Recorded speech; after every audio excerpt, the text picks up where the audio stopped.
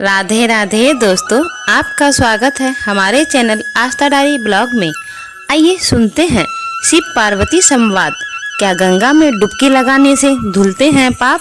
भवानी शंकरो वंद्रे तदा विश्वास रूपिणो भाव्य बिना न पश्यन्ति सिंधा संवाद स्थामी सव्र भावार्थ श्रद्धा और विश्वास के स्वरूप श्री पार्वती जी और श्री शंकर जी की मैं वंदना करती हूँ, जिनके बिना सिद्धजन अपने अंतकरण में स्थित ईश्वर को नहीं देख सकते हैं।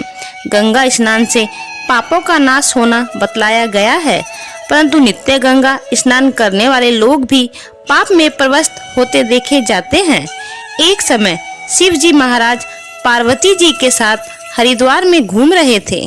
पार्वती जी ने देखा कि सहस्त्रों मनुष्य गंगा में नहा नहा कर हर हर कहते चले जा रहे हैं, परंतु प्राय सभी दुखी और पाप परायण हैं। पार्वती जी ने बड़े आश्चर्य से शिव जी से पूछा कि हे देव, गंगा में इतनी बार स्नान करने पर भी इनके पाप और दुखों का नाश क्यों नहीं हुआ? क्या गंगा में सामर्थ्य नहीं रही?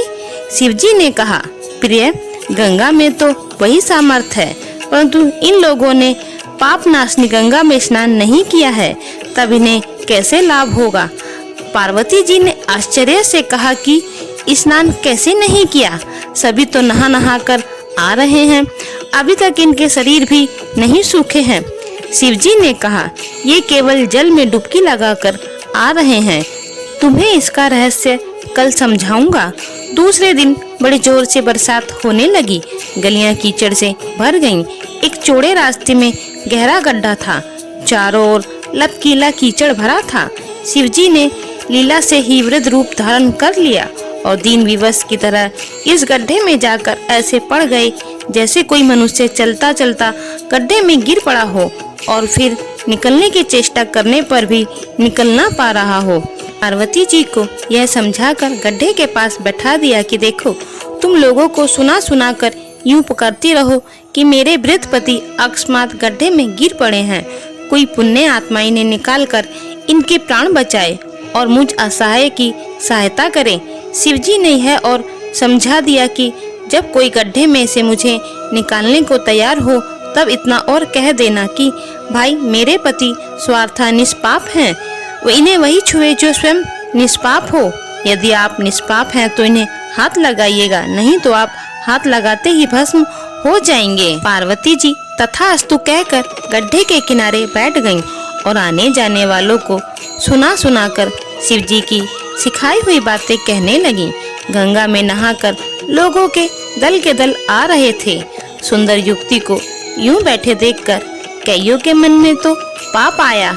कई लोग लज्जा से डरे तो कईयों को कुछ धर्म का भय हुआ, कई कानून से डरे। कुछ लोगों ने पार्वती जी को यह भी सुना दिया कि मरने दे बुढ़े को, क्यों उसके लिए रोती है। आगे और कुछ दयालु सचरित पुरुष थे, उन्होंने करुणावश हो युवती के पति को निकालना चाहा, परंतु युवती के वचन को सुनकर वो भी रुक गए। उन्होंने सोचा कि हम गंगा में नहाकर आए हैं तो क्या हुआ, पापी तो हैं ही, कहीं होम कराते हाथ ना जल जाए। बुढ़े को निकालने जाकर स्त्री के कथन अनुसार हम स्वयं भस्म न हो जाएं। किसी का साहस नहीं हुआ। सैकड़ों आए, सैकड़ों ने पूछा और चले गए। संध्या हो चली। शिवजी ने कहा, पार्वती, देखा आया कोई गंगा में नहाने वाला। थोड़ी देर बाद एक जवान हाथ में लोटा लिए हर हर करता हुआ निकला। पार्वती जी ने उससे भी यह बात कही। युवक का हृदय करुणा से भर आया। उसने शिवजी को निकालने की तैयारी की और पार्वती जी ने उन्हें रोक कर कहा, भाई, यदि तुम स्वार्था निष्पाप नहीं होंगे तो मेरे पति को छूते ही जल जाओगे।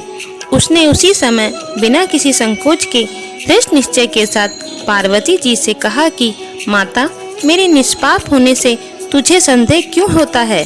देखती नहीं, मैं भी गंगा में नहाकर आया हूँ। भला गंगा में गोता लगाने के बाद भी पाप रहते हैं। तेरे पति को निकालता हूँ। युवक ने लपक कर बुढ़े को ऊपर उठा लिया। शिव पार्वती ने उसे अधिकारी समझकर अपना असली रूप प्रकट कर उसे दर्शन देकर कीर्ताक किया।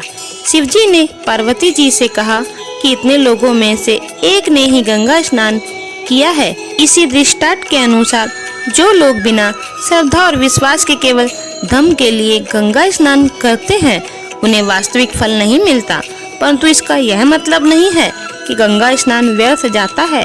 विश्वास के साथ किए गए गंगा स्नान का फल मिलता है, वास्तविक फल।